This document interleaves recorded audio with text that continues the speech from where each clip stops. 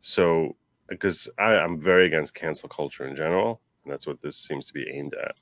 And at the same time, I do support the idea of saying, okay, if I don't like this person, I'm not going to support them. So absolutely, or associate with them. And how is that? So then the question is, so I was trying to figure out, isn't that also a form of cancel culture? I was doing this on my show last night, really working with my audience, trying to figure out why A feels okay and B feels terrible. And I sort of came to a conclusion, and then I was trying to figure out the whole Spotify situation. So, I mean, let me just, if I can just get a moment to sort of clear my thoughts on this whole thing. Yeah. Okay. So I really was talking about the Whoopi Goldberg situation, which I think we're going to be talking about, and the fact that she's been suspended. And I personally do not believe that she should, even though I'm Jewish, and I feel that what she said was hateful and borderline racist, and the response by the ADL makes me want to puke. I'm really angry at them, much more than her. But I think canceling her is wrong. I don't think she should be canceled. I don't think that people calling for her to cancel her are right. And at the same time, then I look at what's happening with Joe Rogan and people saying that he should be, and people saying that he should be canceled. I will say, sorry, before I get to that, I won't watch Whoopi. And there are other people who I've said, you know what, like Tom Hanks, he makes me so nauseous because of his constant messaging for the Democrats that I will never watch Tom Hanks movie again, or certainly nothing new that he's producing.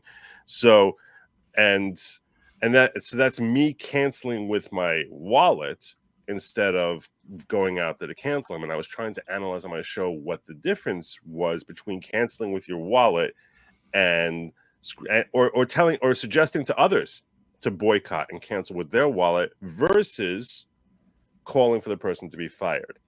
And the conclusion that we reached on my show, which I think makes the most sense, is, or at least that I came to, was that there's a marketplace of ideas. The whole point to freedom of speech is we have a marketplace of ideas. So you have people coming in with their hateful stuff, and people come or bad ideas, and other people coming with good ideas. And hopefully, if these are all fleshed out in the general public, people will reach their own conclusions and recognize that the stupid ideas are stupid or bad or evil, or whatever, and those will be rejected. That's the point of freedom of speech. So if I myself decide that I am going to say, okay, I'm not supporting this person, well, that's really just my vote. It's almost like I'm using my voice, and that's my argument. So that's part of my argument, saying I'm not going to support them, as opposed to, and if the majority agrees with me, enough people agree with me that it constitutes a majority, well, that person ultimately is going to be silenced. So that is actually freedom of speech. In contrast, if I'm part of a minority, it's very vocal, and the minority is saying cancel this person, and the ABC or whomever or Spotify would say, oh my gosh, we can't deal with this hassle, we're going to cancel them. That now is the minority speaking on behalf of the majority. That is the opposite of free speech. That is that's where you're actually you're caving to wrong think based on the fact that they're a squeaky wheel and they're going to get the grease. So that's basically where I came to the distinction between cancel culture and saying I'm going to reject this person and call for and even call for people to boycott them. That's okay. But then I came to this middle ground, which is where we're talking about Neil Young. And I was like, so where does this fit in? Because Neil Young, look, he's a D performer. I don't even know who the hell Neil Young is. But if someone like Taylor Swift would come along and give that ultimatum to Spotify, so now where would that fit in this spectrum? Someone who's got real significance and is going to hurt Spotify to lose Taylor Swift. So now where does that fit in this entire spectrum with respect to her using her individual voice to almost speak, and the power that she knows she has because of her popularity to sort of speak for large numbers or influence large numbers of people, and now she becomes a very powerful squeaky wheel.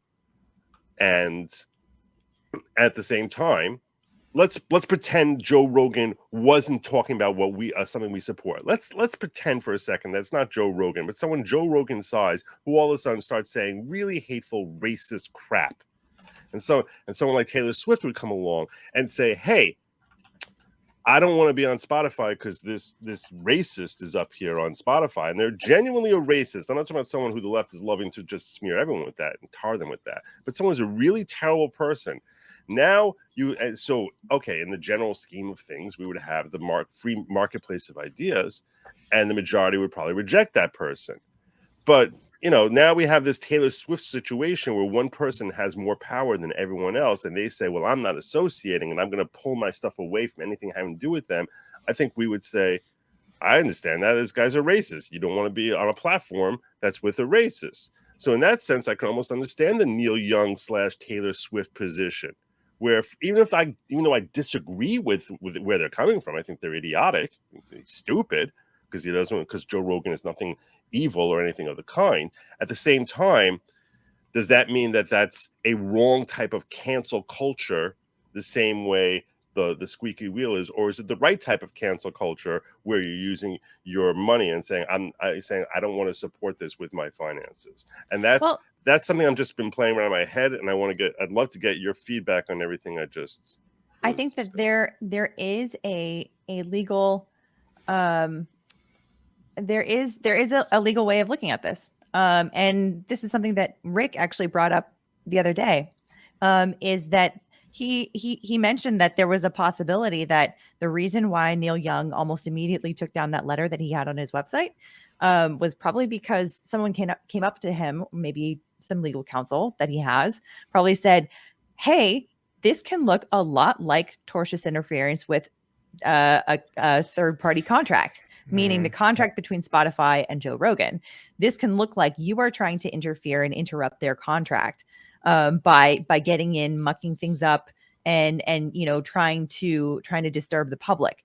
So there is making public statements about your disagreement, and the fact that you don't like the fact that somebody is doing something, and there's also saying, hey, I don't want to be associated with this because I am also a business. My music is a business, and I don't like my brand to be associated with that.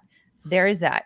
But to go so far as to say you have to pick either me or him, that probably goes far enough to potentially at least run the risk of a lawsuit for tortious interference. So let me ask about the tortious interference angle, because I think maybe this is an area of law where I'm a little bit weaker on tortious interference, because my understanding of tortious interference is you're trying to prevent someone's contract, either existing or potential, but it requires essentially an improper motivation or some sort of underlying tort.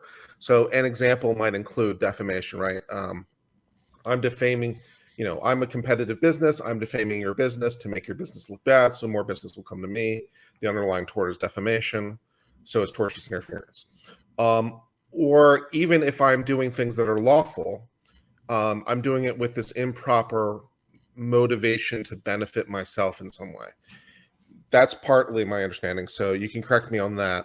Yeah. And then from there, the conclusion, which is on a shaky foundation, perhaps, it's like what Neil Young was doing doesn't seem like it would fall into that category. Merely saying, I don't want my content to be there.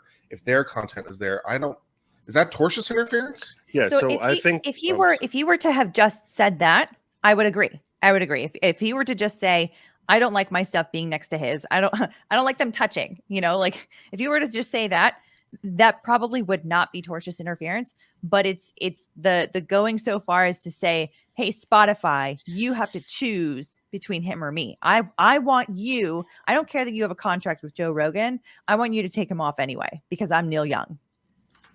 To clarify, I don't believe that tortious interference requires a predicate tort. I believe the interference itself is the tort, meaning you're trying to. I have an existing contract. With Alita to appear on her show every Thursday, and now you come along and interfere with that.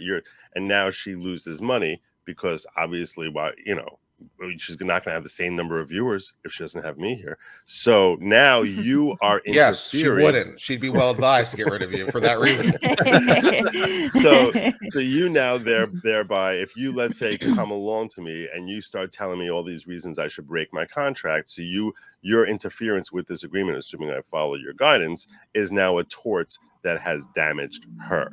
Now, a valid defense to tortious interference, much like truth is a valid defense to defamation, a valid defense to tortious interference with an existing contract, or certainly I know with a potential contract, not existing contract.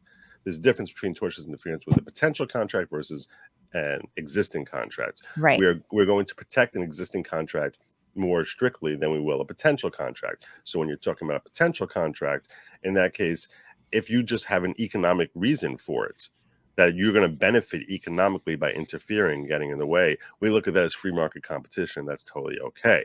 In contrast, if there's an existing contract, the fact that you have economic gain from it, I do not believe that that would be a valid defense to tortious interference with an existing contract.